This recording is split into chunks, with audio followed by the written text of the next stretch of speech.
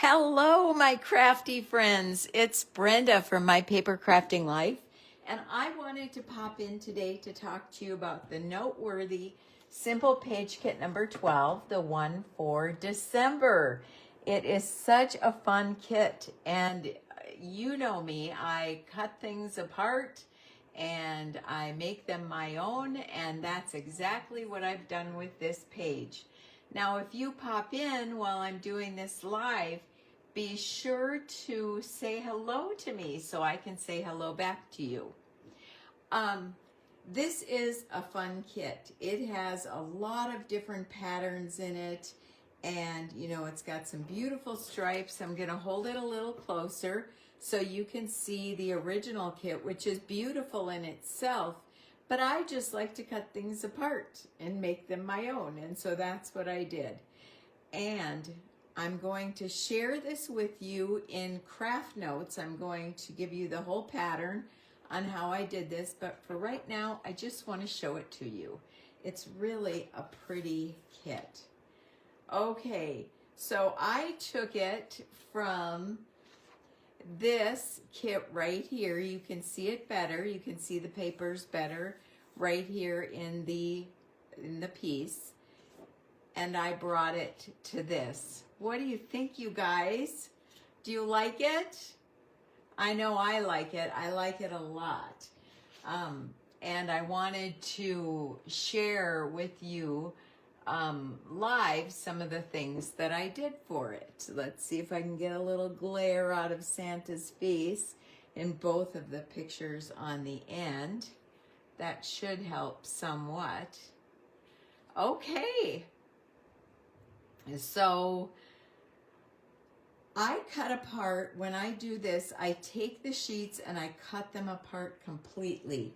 So this background sheet has a thin strip of this gray word paper and then a thin strip of red, or it doesn't have the red on it. It has this dark sea green and then the gray words and then all of the matting for it. I cut all that apart. Now I want to tell you, you can see the page that I did, but I want to show you what I have left after finishing it. I added 2 sheets of white cardstock, but this is what I have left. I have 2 pieces of the 4x6 plaid and some dotted paper, which is also this dark sea green on the background. I have these beautiful pieces of gold that I didn't use, and then I have those strips that were on the edges of the base sheets, which are also red dots on the back. Okay, so you can use those however you want. You're probably smart enough that you can make a whole 2-page layout out of that in cardstock. And then for stickers, this is all that I have left. A poinsettia, candles, the little coffee cups, and I really did want to use those, but I just didn't, and then 'tis the season. So you've got some things left. You could at least make a 1-page layout out of this, right? I know you can. All right. Let's bring this layout back in here and I'll show you what I've done. When I cut apart the piece that had the dark sea green, I cut 1/4-inch strips on the top, and then I used the sticker border. Now, that sticker border really spoke to me for one reason. It's a grosgrain, and it has these white dash marks on it.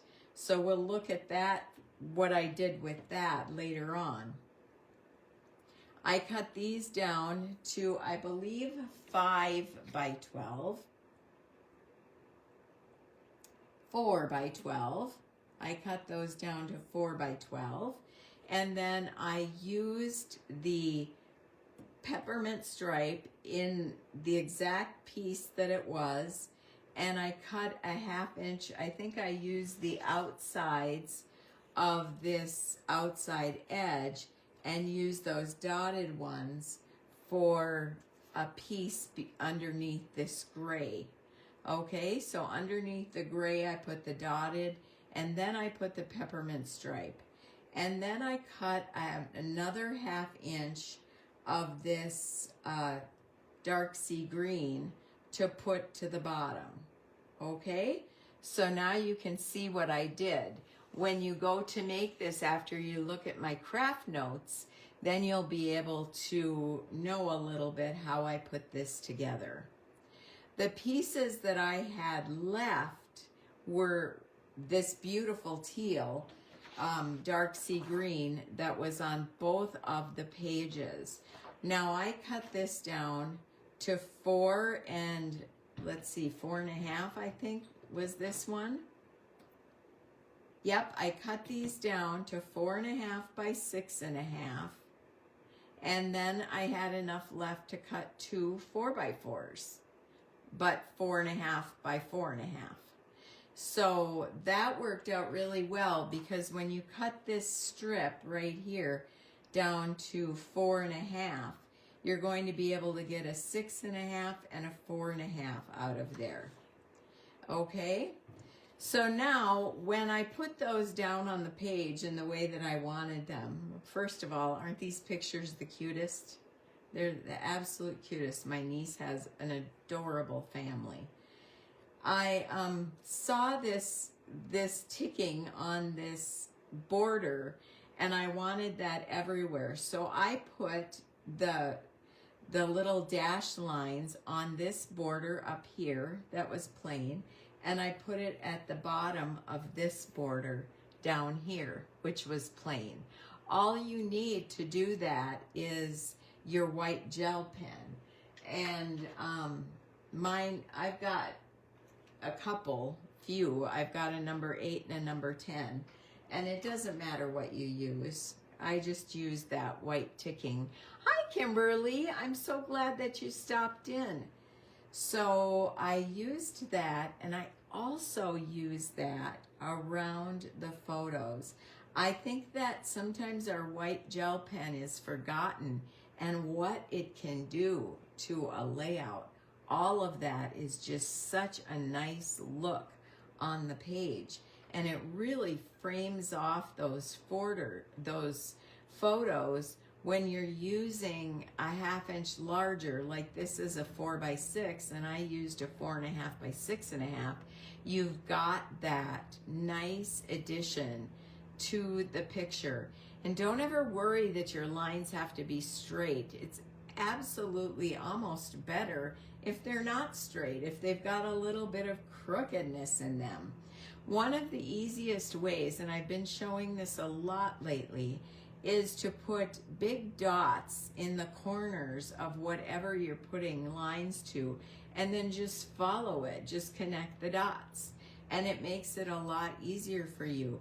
Now the white gel pen does take just a touch of a second to dry, and so you don't want to run your hand across it, you may smear it. And so that's really important to remember.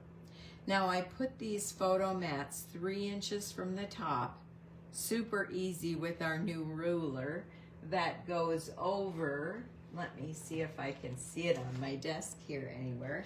Here it is. That goes over the edges of our cutting mat. I have the blue one, which will be coming out this year, but you will be able to get it in 2026. And for now, this ruler will clip over your gray mat. And how easy is that to set the ruler down and have it clip on, knowing that it's not going to move. So it's super easy to line up your photo mats and put them down. Once I had the photo mats down, then I thought about these pictures and everything in them, and I wanted to pull out some Magic of Christmas borders, those laser cut borders. They are so pretty, and I have them in my stash, and I'm a user of things, and so there we go. I put the lights up on top, and I put the candy pieces down below. So really a cute addition to the page, right? Wait a second, I saw another comment come in. I want to see all of them.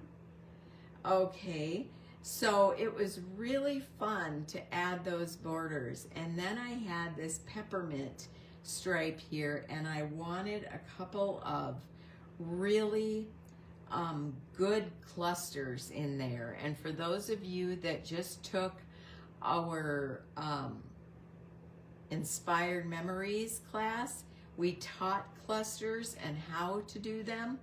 And I think that this is just an additional thing for you to see on how to create those clusters. So I pulled out my flowers, my floral embellishments in red and teal, because that's what matched this page. And I'm never afraid to use flowers with anything, nothing at all. Flowers go well. There's 2 little boys and a daddy in this layout, and it's okay to have those flowers. And even if I was just making a layout of my son, I would probably use flowers. So I loved it. I loved pulling them out and adding the darker greens in there to kind of lend to this green in this in these candy bags on this border. So I used the flowers as the base of my cluster. All I did was I had the flowers, and all I did was put a foam square, one of our foam squares, right in the middle, and that's the only way that it's adhered. That allowed me the ability to tuck and move and do things around those flowers, because clusters need for you to do that. They call for you to do that.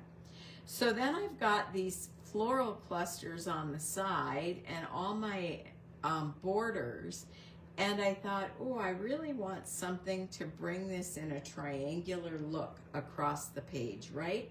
So we had this sticker, Happy Holidays. This is a family picture from that day, so I put Happy Holidays up there, and then grabbed the gold bow with pine boughs, the sticker, and put that right above. That gave me that beautiful triangular look across the pages that makes it so, that draws your eye right where you want it to go and bring it. And then I had some other stickers to use, so I used them along with the clusters. I put this presents one right here.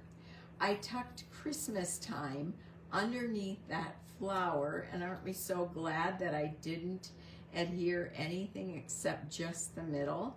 So I tucked that down in there to really cement that cluster, added a couple of candy canes up here and the stars. Over here I added this little northern pine Christmas tree with bulbs, some holly around the base. We've got a candy cane snuck in here, a little present up there, and then a couple of gold stars. So that finished off my cluster and those pieces very nicely. Now I wanted to put some gems on there. We don't carry gems yet at Creative Memories. I said yet, I'm hoping. I always hope for gems. And so I use Honeybee Stamps, carries all kinds of different gems with different colors and different sizes. So I did want to tell you about that in case you're looking for gems. This is called Make It Merry from Honeybee Stamps, and it's got 3 different sizes, 1, 2, 3, 4, 5, 6, 7 different colors. It's a great gem package to get. So I've got some of those green ones up on the lights up here. I've used the white ones right in the center of the peppermint candies. And I've got red, a deeper red around these, putting gems on the bows of the gifts and the stars, and just bringing them all together within that cluster to make it full and really happy. So there I've got those as well. I left one off, I'm seeing, so I'm going to take this gold gold gem right here, and I want the medium-sized gem, and I'm going to put it on this bow up here. Doesn't that finish it off nicely? I love gems. So there you go, my friends. I took the kit that looked like this, cut it apart, and made it my own. And that's what you should do for everything. I always make one just like it is in the kit, and then I make one using up my supplies and having a great time with it. So there you go. If you didn't see this from the beginning, you may want to go back to the beginning and watch it when it's fully recorded. Oh, there's that little ornament up here too that just looks so cute. So, you know what? When you get a simple page kit, do it as is.